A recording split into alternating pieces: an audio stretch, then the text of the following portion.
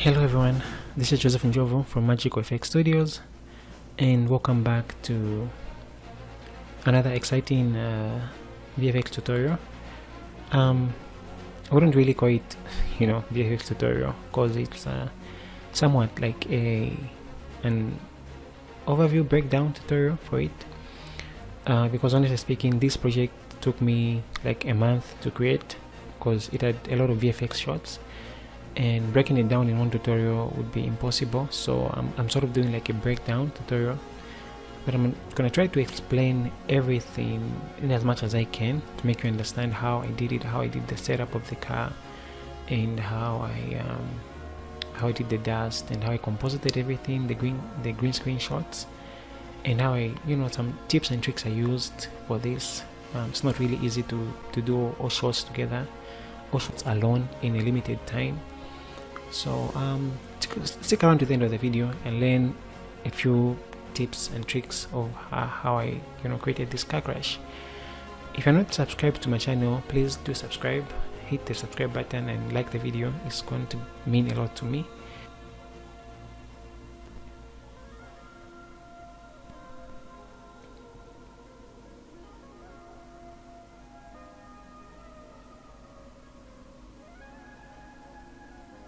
So I've kind of cut this into,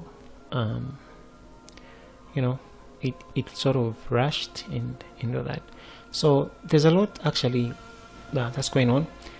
Like I said, I did have a limited time, so there are a lot of steps that I skipped that are really important when you're doing stuff like this. And I'll talk about those things and why I chose to skip most things, because sometimes when you are on a schedule and then there are many shows and then the deadline is coming, the decisions that you make that are just so difficult, but at least at the end of the day you come up with something that looks somewhat like how they wanted it to be. So it's not the best thing, it could have been really better, but I ended up doing it like this. So you can see the breakdown right here playing. It's the same breakdown of this, and this is exactly what I'll be talking about. Okay, so let's jump right in, and I'll start showing you how I did this. So normally in normal situation, when you are working on CGI shots, the first thing that you look at is, like, if you're working on trying to do a car crash, the first thing is rigging it, of course, because a car needs a certain weight to it. There's a specific way that it moves. Others choose not to rig, they choose to animate manually, but I don't like doing that. I like letting the dynamics do its thing, because sometimes dynamics kind of look real, because it will be flipping in that actual way and it ends up looking real. So in my case, I didn't rig it, and I know you're wondering why, and you might have noticed something a little bit off.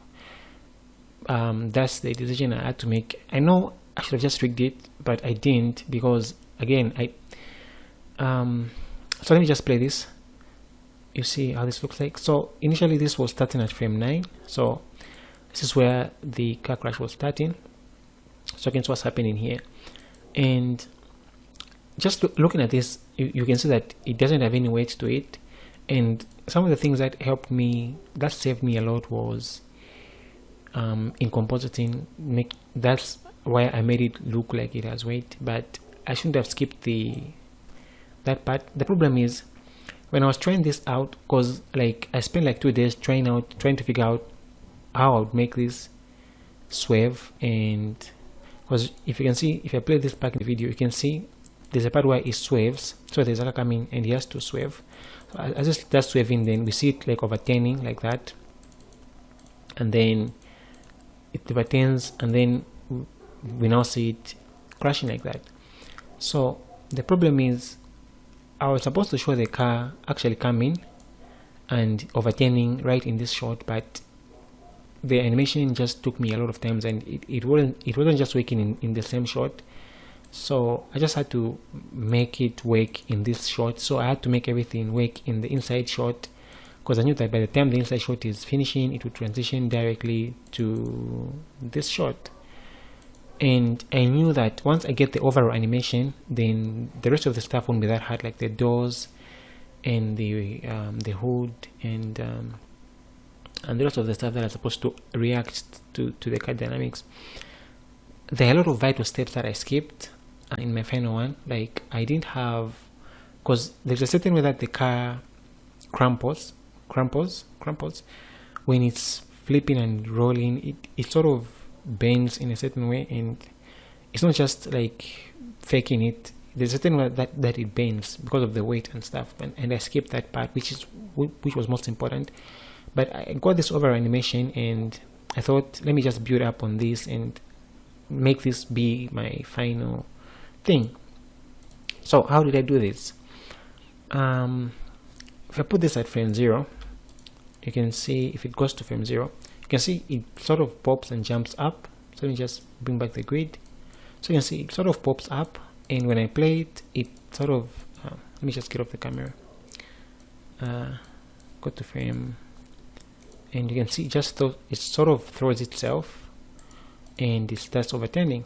So there isn't any keyframes to this. What I did was, if you apply a dynamics tag on your car, like this, let me save a copy so that I cannot lose this, and then let me delete this dynamics tag. So if we play now, nothing will happen, but you can notice something: the tires are animated and they are rotating the entire time. So even if the car isn't moving, but the tires are moving and spinning like that, and I animated them to stop at a certain time. So when the animation reaches a certain point, I animated the tires. Let me put this to frame 290, and by the time we're switching there, they have stopped moving. So because they have to stop moving at some point. So I'll put this at frame 179 where it was, and it's very easy to do this. So I put this car at this position because I knew I wanted it to flip and roll like it did. So this is my car, the tires and the body. So you can see just the tires and the body, and then I put the dynamic tag right here. So just add a dynamic tag, rigid body tag, and of course when we hit play it will just fall, and there's no flow. Let's see, where's our flow? Yeah, I don't know where the flow is. It's supposed to hit the flow. It's not hitting the flow, and that's because I have to change it to, I have to go to the collisions tab, and I have to change it to, instead of inherit tag is set to none, I have to put it to compound collision shape, and that means it will treat it like one shape.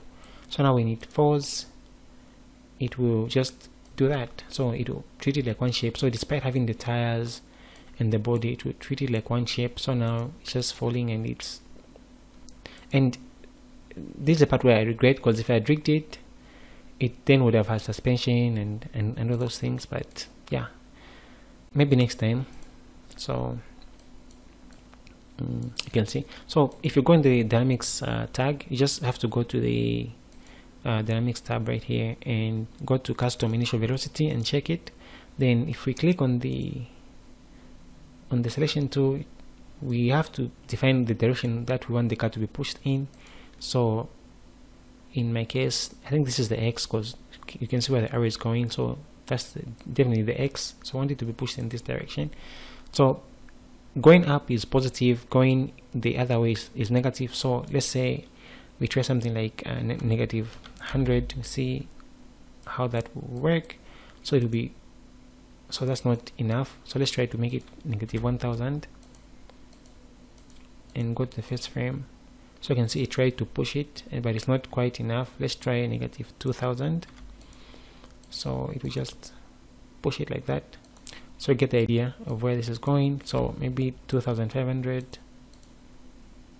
Okay, so now if we look through the camera, here's what's happening. Let me switch off the flow. It's happening like that, but you see it's not quite powerful. So I had to, I don't even know my final, let me check this, the final value. It was you can see it was 3500. So now it acted like that, and it just fell down and starts rolling.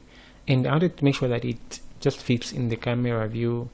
And in the first projects, before I started animating the car, I did some camera calibration.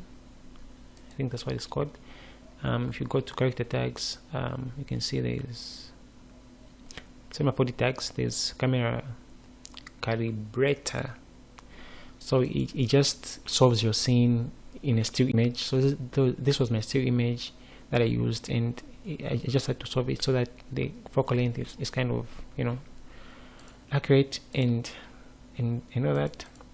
So after I have the overall animation, then my main concern now was to start splitting the parts. So after the door is split, you can see, since everything is on a no object, the door will still follow the animation and it won't be disturbed.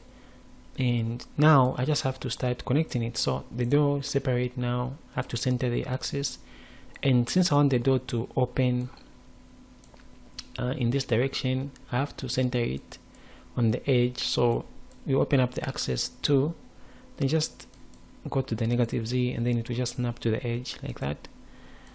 So now when you try to open it, it will open like that. So then you would use the you'd go to dynamics, pick the connector, and you would bring it and just make it a shot of the door, and just zero it out so that it's right there where the door is, and just zero it out and push it out a little bit so that you see where it is, and it's supposed to be like that. And also make sure that the door is rotated back where it not there. Actually, I'll just leave it there. And now you can click on the connector, change it. Actually, it's already on inch, that's the default, so just leave it there, and then just pick the body of the car as the object A, and then object B has to be the door, of course. So the body, if you want to pick this one, you can just duplicate it and then click on the connector and then pick this body, because it will do it's the same thing. So you can just switch it off, so it can just be like the body to drive this, and then the object B, of course, will be the door. And now what you have to do is click on the door, go to simulation tags, and add the rigid body tag. And right now everything will just be messed up, it won't even follow, and that is because the body of the car needs the dynamics tag as well. So I have to put a collider body tag, so just switch it off, it will turn into a collider body. And now you can see the door follows. So if we do this, and how I did this to look at the door correctly, I just like created a camera so that I can see what it's doing, and I'll just parent this camera to either the door or, so I can see what's happening, right? So it doesn't seem like it's rotating, but it is, and that's because I've parented the camera to the door. And maybe I should parent the camera to the body instead, so that we see the door rotating. So I can parent it to the body, and then now you can see the door is rotating, and right now it gets to collide inside the car. As you can see, it gets inside the car, but then I don't have to worry much, because I know, like I spent so much time on this that I knew that by the time it's so right now if I look through the original camera, you don't get to see the door right now because the car is facing that other way. So the animation is starting, you don't get to see it. So it's starting right somewhere right here when the car is already halfway gone. So by the time it's coming, the door will be where it's supposed to be, and it will behave exactly how it's supposed to behave. So that's why it didn't bother much, because I knew that it won't be hidden anyway, and I don't want to waste time trying to fix it and stuff. But you can see what's happening, how it's rotating. Everything is just working like that. And I added a little bit of a spring force as well to push it, to make sure that it closes it back as it opens. So if you really don't know how to do this, maybe I can do a separate tutorial just showing you how to rig car doors and who it is. And I did the same thing for this as well, for the hood. You can see how it's setup, how it's rotated, and of course the object A is the body, the object B is the hoodie itself, which is right here. So if I close this, this is the same no object, so nothing, I'm not doing any of this outside the no object. So everything is inside this no object, which is the one that we baked with the animation in the initial velocity. So everything is, the overall animation that we had was this. Then I started adding in the doors and the hinges and stuff, so that as the same animation that we saw at first, the doors will start reacting to that animation. And then I started building elements on top, like the deformation of the hood, of the door, and then the fracturing. So speaking of the fracturing, everything is set up inside here. So I have the first Van Weyden fracture, which is having just the outside body, the shell of the body. If I switch this off, well, the only thing that I have in this body is actually this cage, sort of cage. So it doesn't have any windows, doesn't have any headlights. It's just the shell of the body.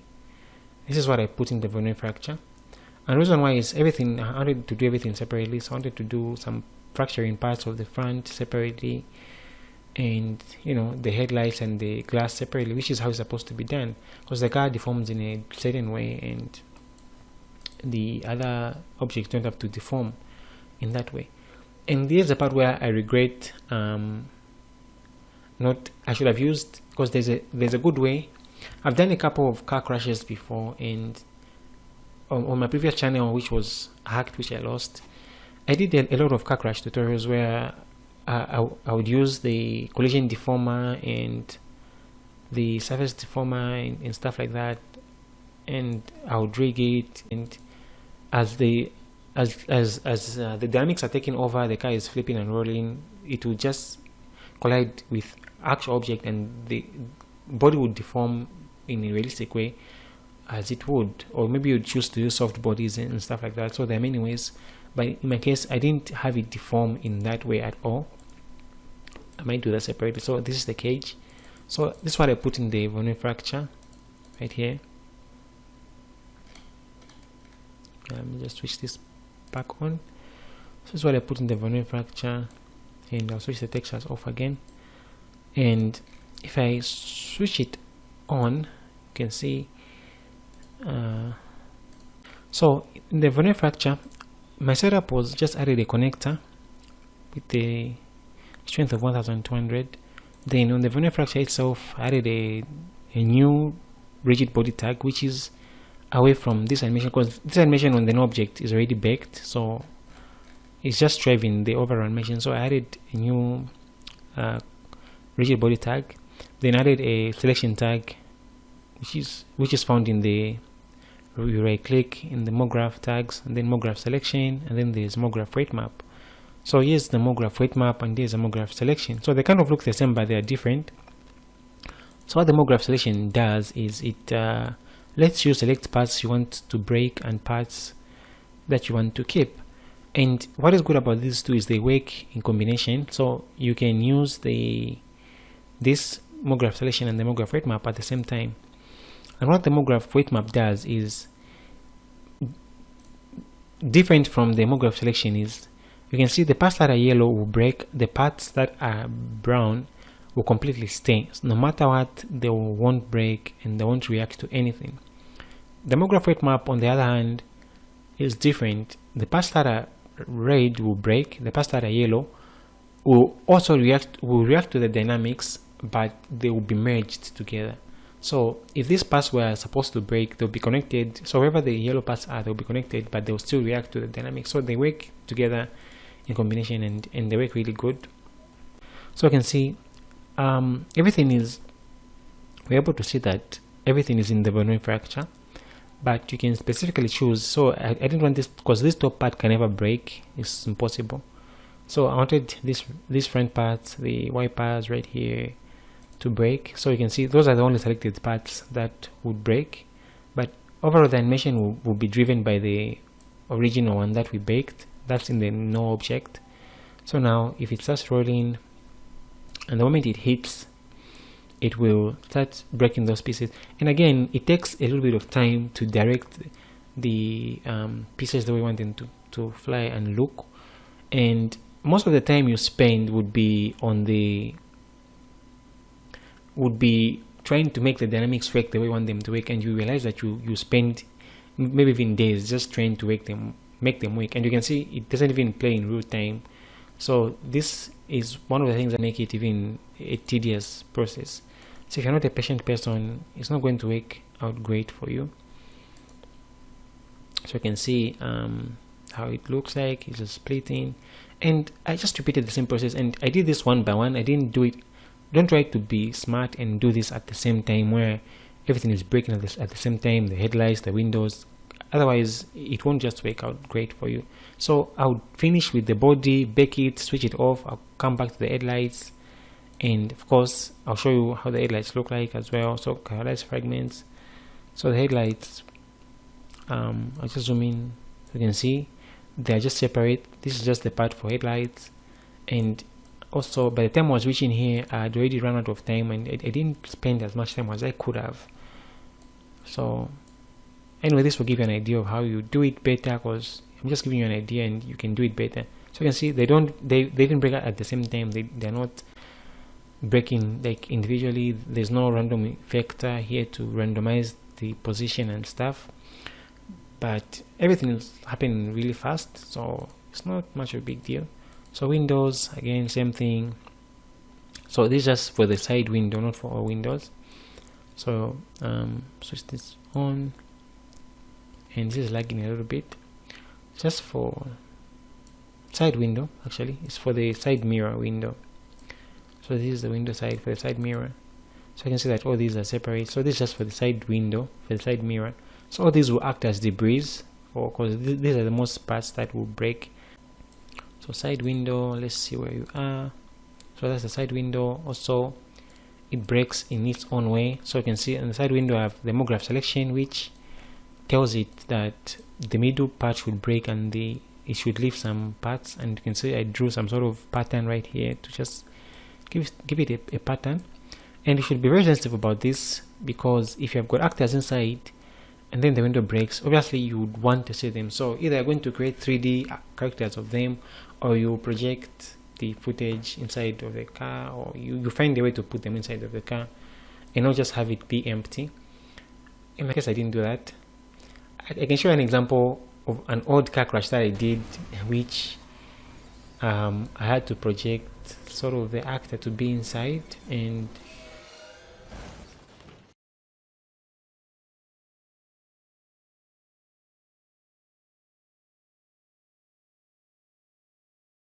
we could tell that someone is inside, and is so you can see the window opens and it starts breaking.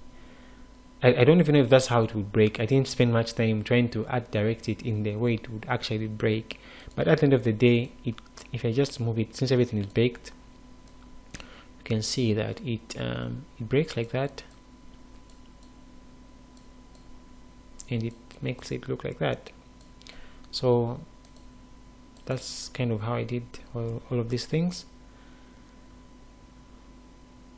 Okay, so it breaks, you can see it. Let me just switch it off. Then you can see there's a displacer right here. If I switch it off, you can see that the door just becomes normal. So this is the displacer for the door, and it has got a box fall off, which is the box field, specifically just making that door part to displace. So in the displacer, what I have is a noise. I have a layer and I've got a noise, and this is a type of noise, Stoopy, and the global scale. Of course, you can play with different type of noises, you know. And what I did for this is I just had to animate the height of this, so it goes back, the height will go back to 0, so it's nothing. It's just, and by the time it's coming this side, because the car already hits the ground a couple of times, so by the time it's, you can see right here, it hits the ground like that. So by the time it's coming this side, it just displaces to that. And I did the same thing for this back part right here, and the car should have displaced a little bit more, but again guys, time. For the hood, what I did is I had to switch it. So where is it? What I did for the hood is I had two ones. So I had the normal one, which is this normal one, which doesn't want to go off. Oh, it went off. So I've got this normal hoodie. Come on, what are you doing? And I've got the displaced one, which I have put the bend deformer and the displacer. So let me just switch it on. So this is displaced and it's bent. If I turn off the bend, you can see it's just the same hoodie. So you can see it's the same hoodie right there. So I put it in I put the displacer in with a noise. Two noises actually. The default noise and the VRR noise. So just play with the noises that you want to make it displaced. And I wanted it to appear bent, so I put in the bend deformer to just bend it like that. I don't know if that's how a wood would bend. It sort of bends a little bit different than this, but you know, yeah. So for this, the way I had to switch them is I'm using the anode renderer. I use the anode renderer, so I keyframe the visibility of this hoodie. So at a certain frame, you can see it's still on, and then when it reaches this frame, it goes off, so there's no visibility, and then the visibility comes to this displaced hoodie. So that's what I did for that. But if you're not using anode, if you're using the Cinema 4D renderer, then you can just use go in Cinema 4D tags and use the display tag. So the display tag will work the same way as this tag. So if you check visibility on, you can keyframe the visibility to, if I put it to 0, it will disappear. You can see, so you can keyframe it to which one you want to see and which one you don't want to see, and then you can just switch between these two objects, and in the render it will appear like, you know, those are just quick tricks you use when you don't have time and you want to finish everything really fast. Once you're happy about everything, you can just bake your animation. You can either just export it as Alembic or specifically bake what you want to bake, like maybe just the body. Or in my case, I didn't actually even need to bake it. I only used, because I had the backup body which didn't have any animation, but since everything is parented to this no object, the first no object, whatever that I put here will follow the animation. So even if, because remember, even the body that we had before didn't have any animation, we only keyframe this, we only set an initial speed in the initial linear velocity here. So I didn't even need to keyframe anything. So whatever that is under this will have the same animation. So I had this backup body, which is this body, which is body reference. So this is the body that I used as the one to do the dust simulation. So if I just go back in that, if I go in that comp, you see that's where I wanted the dust to start at frame 30. So I didn't need it to start at frame 0. I needed to start at frame 30. So I've got all of these objects as my emission for the dust. So I've got the parts. Let me just switch them off one by one so you see them. This is part of the emission as well. So I didn't want the whole body to emit. I just wanted a specific part. So whatever that has got the emitter tag is acting as the emission. So you can see the selection. That selection is where it's emitting from. And of course this other part right here, which is a different part, the sides of the car.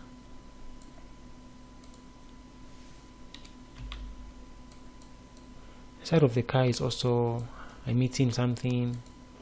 I have the sphere that I put inside the car to just emit the dust, and cut the cylinder as well, which is just a cylinder inside the body, and you know, just simple stuff.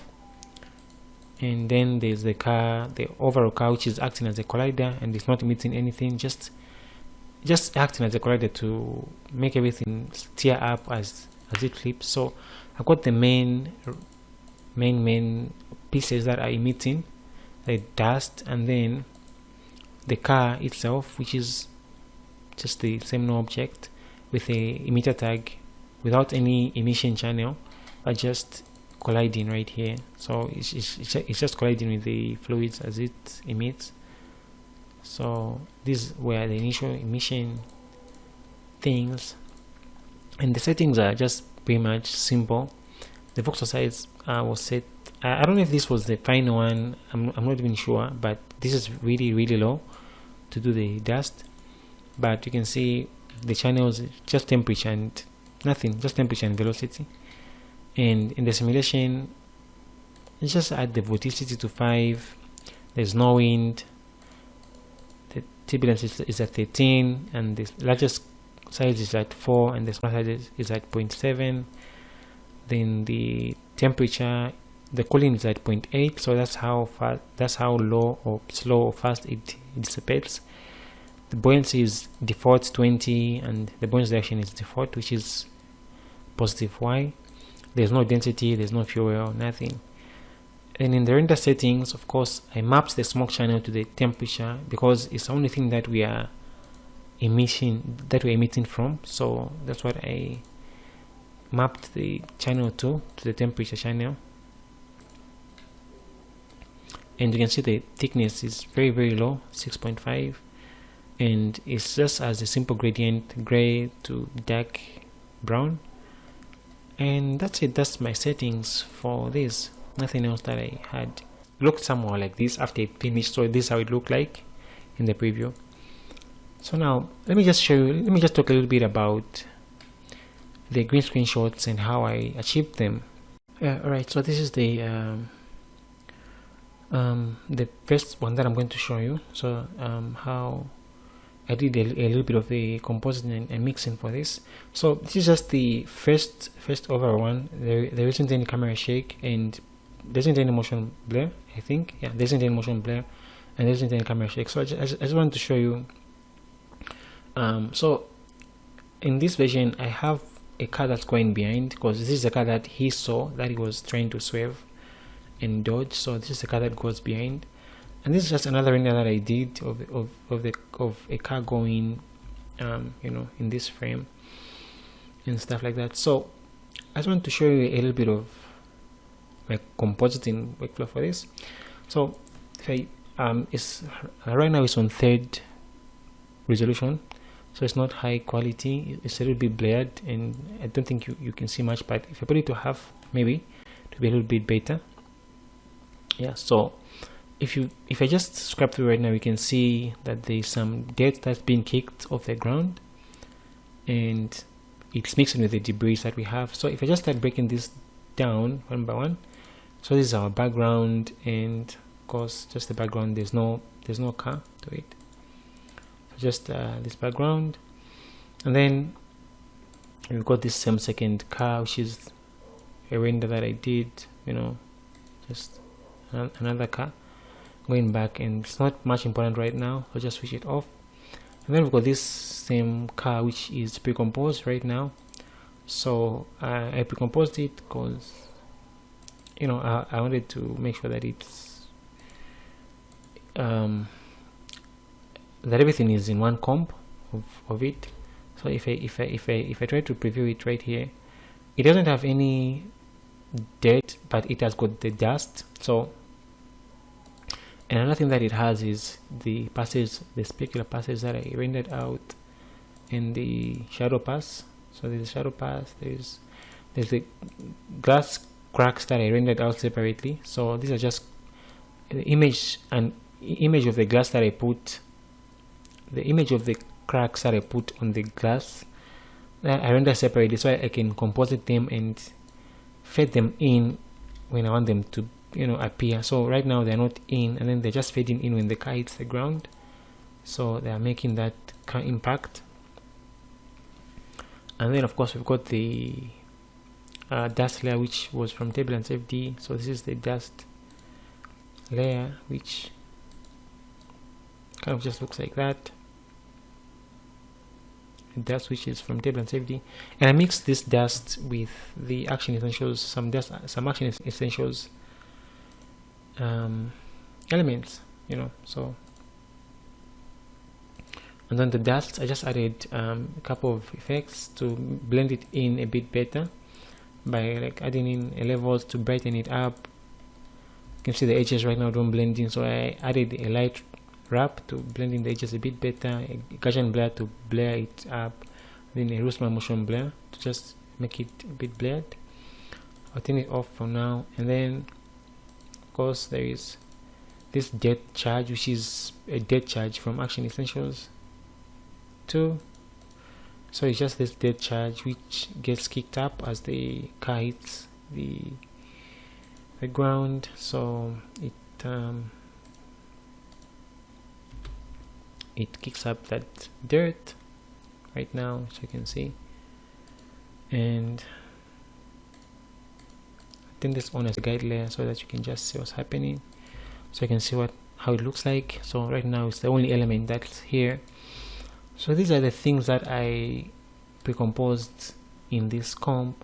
So if I go back to this comp, the only thing that I have turned on is the depth charge and nothing else. So it will play back a little bit quicker. So right now in here, in this comp, I had another depth charge, which is just, you know, kicking up like that. And then I've got this dust elements and dust waves, so you can see they're just blowing up. So these elements are mixing up on top of the table and FD dust, so that when everything just combines together, it'll feel a little bit more integrated. You can see that it kicks up the dirt, and then the dust kicks up. Then if I mix this with the table and FD dust, you just feel a little bit, you know, great.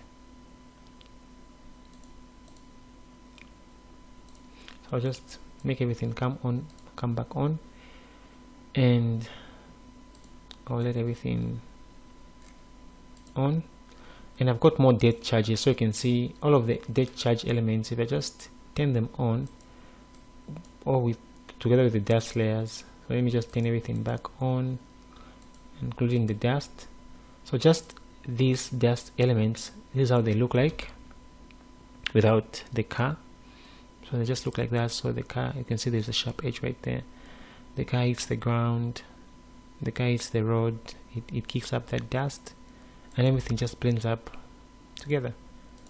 I haven't turned on the car dust, so it's right there. So it's supposed to be turned on. Yeah, so you can see now everything just combines together and looks like that.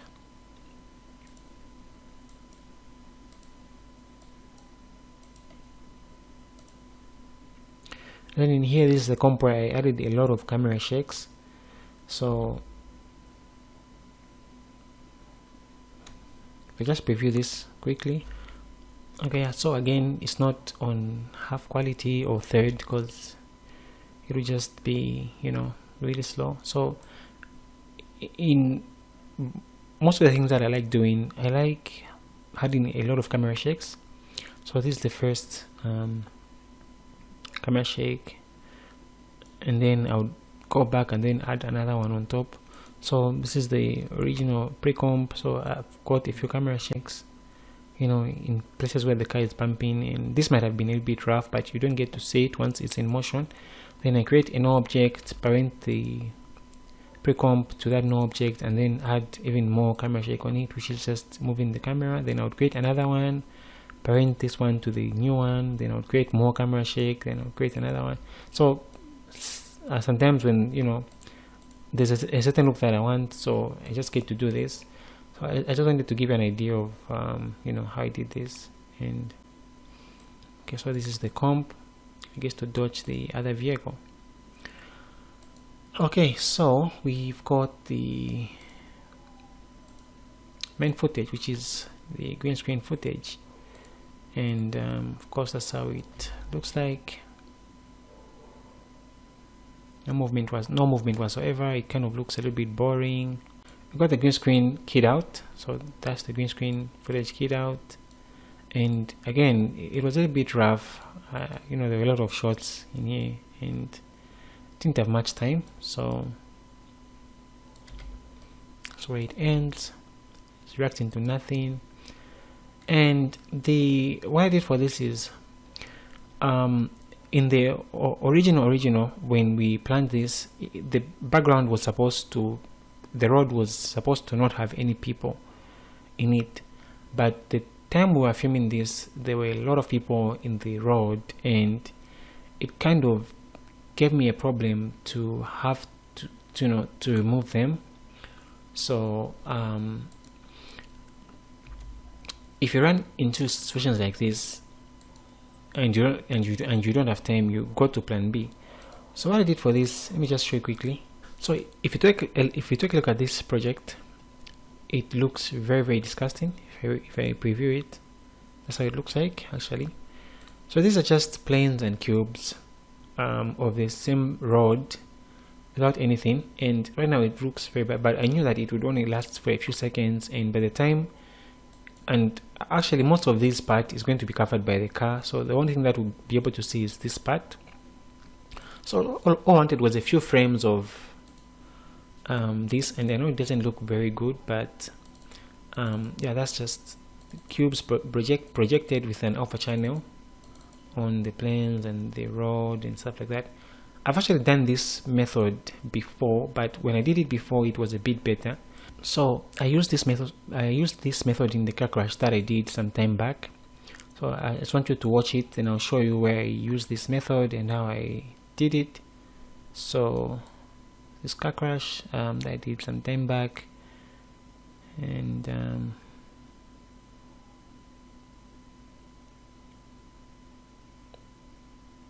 of course there's a glitch right there. So if you look at this shot right here,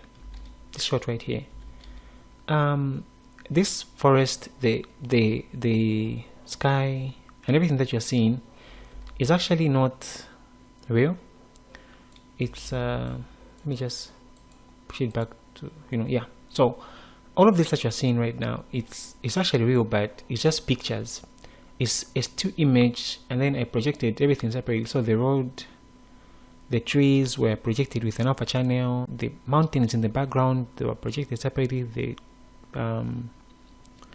the sky, and the track itself actually is a 2D plane, it's not 3D.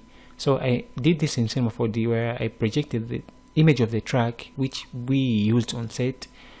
The actual footage that we shot wasn't good of the track. It wasn't coming directly here, so I had to just do everything manually, and the crew guys didn't even know that I did this, but they just liked everything. So this was it's a 2D actually. I just did this in Cinema 4D, where I made it coming, and because I wanted to have control of the swerving point, where, you know, where it actually swerves. So you can see it coming right to the track. You see the car swerving a little bit to the side. So all this is made inside of Cinema 4D. It didn't actually we didn't actually film it doing this. So this is where I use this method. So I wanted to use the same method even here. It didn't look very good because I didn't have much time, but it worked for me. So if I show you that background, that's how it looks like rendered. It looks very bad. I rendered the car, 3D car, inside of Cinema 4D. I rendered the 3D car, and you can see it looks weird right now. It bends, and that's just the animations, the keyframes that I added in. If I go back, you can see that's how it looks like. And when it reaches this point where it dodges, you won't even get to see that, but I had just to do that. So now this is the background, right? Let me switch this off. This is the background itself. It's pre-composed. If I click in, go in the background, if I go in the background, this is the original rendered one, which I have pre-composed, right? Just bring it here. So there's nothing here, it's just the car moving. Show you how it just looks like. So this is just how it looks like. It's just the camera moving straight to the camera, and it just cuts right there. So it's nothing fancy, it's just moving in this space. and I just did a simple track of the same background so that I can paint the car. And I didn't even have to do this. There are a lot of things that I did that I shouldn't have done the way I did them, because I could have just rendered the same car in the same background with the same camera. But there are a lot of decisions that I made which, you know, gave me the result that I had. So let me just remove all the effects. So this is the pre-comp version. Here it is. Let me give it much more visible color so you can just see it better. Maybe pink. Pink is not much visible, or orange or purple. Yeah. So if I click on the position keyframe right now, you can see how it's moving, right? So that's giving the impression that it's swerving to the other side. So it's making it look like it's swerving to the other side. And then if I click R, you see there's a rotation keyframe which starts happening right now, which the layer starts rotating like that. You can see, right? It starts rotating like that. So it's just giving you the impression that the car is swerving, and it begins to rotate like that. So you can see. And then the layer that I rendered out happened to be a little bit smaller, so I knew that I was going to duplicate this twice. So that's the duplicate that you're seeing right there. I knew that it's ending right here, and then there's nothing. So I wanted something that will continue from here to, you know, because what happens is in the footage, he gets to cover the whole frame, so we don't get to see any pop, because there's a point where he covers the frame. So then it switches to the same footage, but it's timed to go to the very beginning, so that it just gets to be a lot more, you know, longer than it is. So it gets to sort of repeat itself, but you won't see that because it's covering the frame, and by the time it's coming back to 4, it will still look, you know, right, because, you know, that's that. And After Effects just crashed on me right now, so let me just, alright, I'm back, and that sucked, the crashing thing. Okay, so now you see what I did for this. And the first effect that I added was, of course, a levels to just brighten it up a little bit, and I added a camera lens blur to just blur the background, and the CC radio fast blur to give it some sort of motion movement. And yeah, that's what I did on this shot. Next thing, of course, is when it comes to hit the cracks. Also I added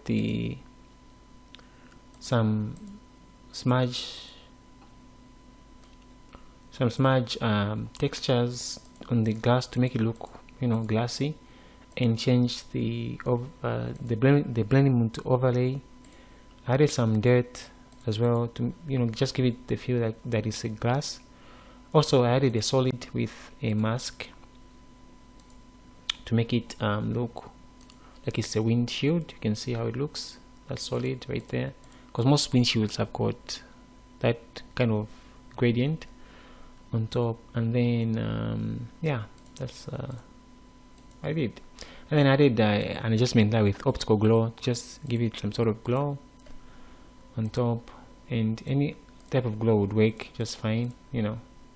Next, I added these images of cracks which would appear when it hits this part, and they don't appear to be very visible, and that is because I didn't want them to look, you know, very, very terrible, like, because like the way cracks actually look like they are spider webs somehow.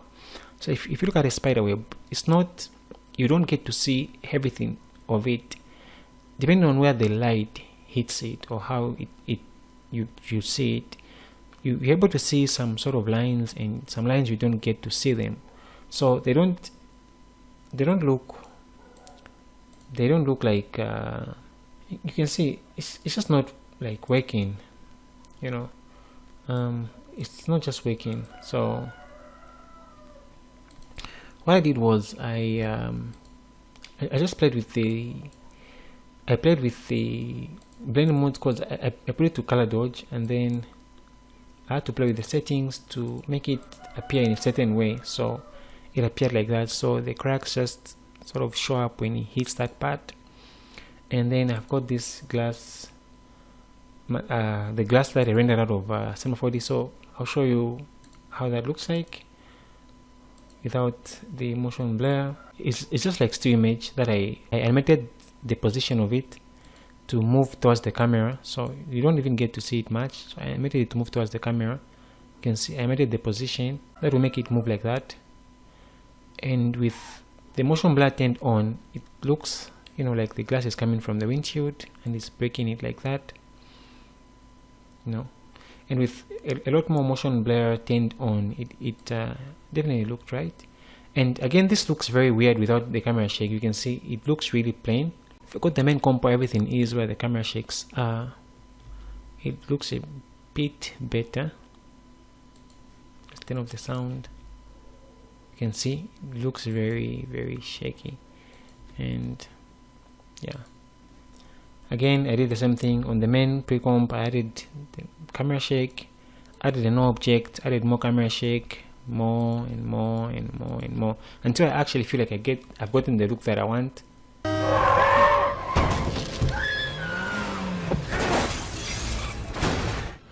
Alright, so these are the shots that I'll talk about. The last shots that I'll talk about, just show you what was really going on. So if I just play this, you see this is the shot that we had, and right now it kind of looks dry, and we had these ropes tied on her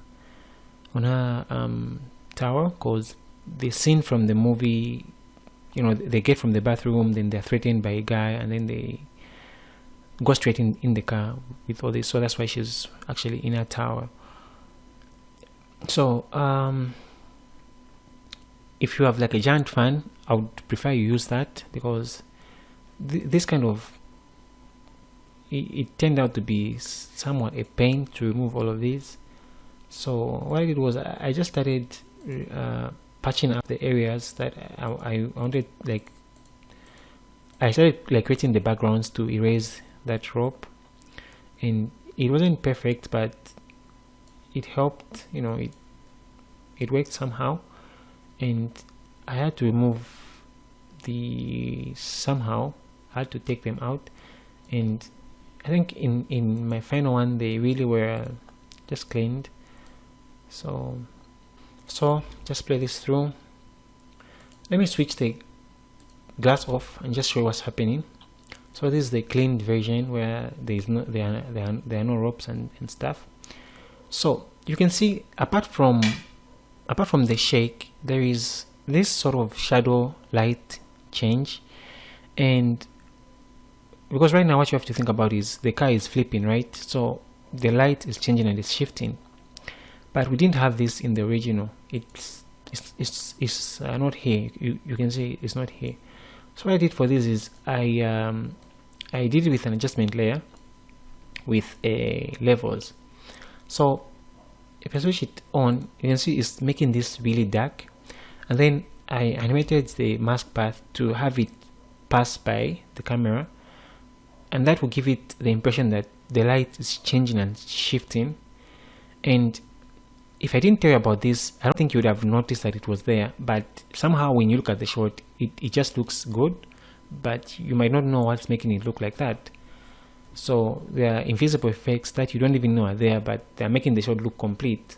Just this small detail will make the shot look, you know, great. And then I added some slight dust elements on top, so that, because right now the car is flipping and it has hit the ground a few times, and there's some dust inside already. So, and then let me show you how I did the setup for this glass. So I rendered this glass out of Cinema 4D. Let me just show you how I did that. Alright, so the first thing that I did was I added an emitter, and I created these cube shapes in Vernier fracture that would just emit out of the emitter. So if I scrap this back and forth, you can see the emitter just emitting these particles. And if I get out of the camera, you can see I've got the emitter and then I've got the fan. The fan is just blowing the pieces up, and the turbulence is also added as a force, so that it just makes them look a little bit chaotic. And it just remove the background, and that's the pieces, the glass pieces that we're having.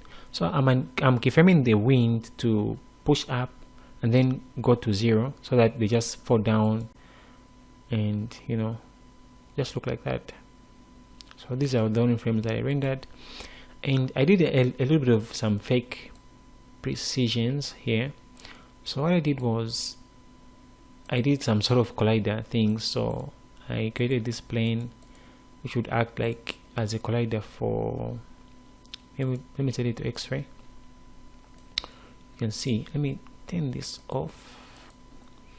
If I scrub this through, the plane is sort of following where the cloth is, and I use the point level animation to animate the points to just follow the plane, the cloth, so you can see wherever the cloth goes, it also go. And then I created another one for the leg, which doesn't look good, but they're just colliders. So just put this to X-ray, and then for the body, which is covering the body part. So now if I play these, you can see it just kind of follows roughly. Actually, it doesn't have to be precise, just roughly it's doing that and it's following along. And now this will just be of help when the glass starts bouncing around. It will actually be a little bit precise in how it looks. So that's how I did that. So yeah, and that's how I got you can see there's some sort of spacing and stuff. So that's what I did for that. And I put the shadow thing, and added some camera shake, which is right here. You can see there's some camera shake, and then there's camera shake. Just give it some sense that the car is actually really moving and not just still. So I'll just that finish, so you can see it makes it look like it's kind of moving. And then I pre-composed it one more time and added another camera shake, and again, yeah. So that's it. Alright guys, this is the end of the tutorial. I hope that I've tried to explain a little bit of what I did. It was more of a breakdown, just giving you an idea of the methods that I used, and it was not in depth, but hope you have learned one or two things, and hope you like it. If you liked it, please give it a like, and leave a comment down below. If you have any question, you can also ask me. You can find me on my Facebook page, Magic FX Studios, and you can find me on Instagram at JUnique. And thank you so much. I'll see you next time. God bless, and never stop learning.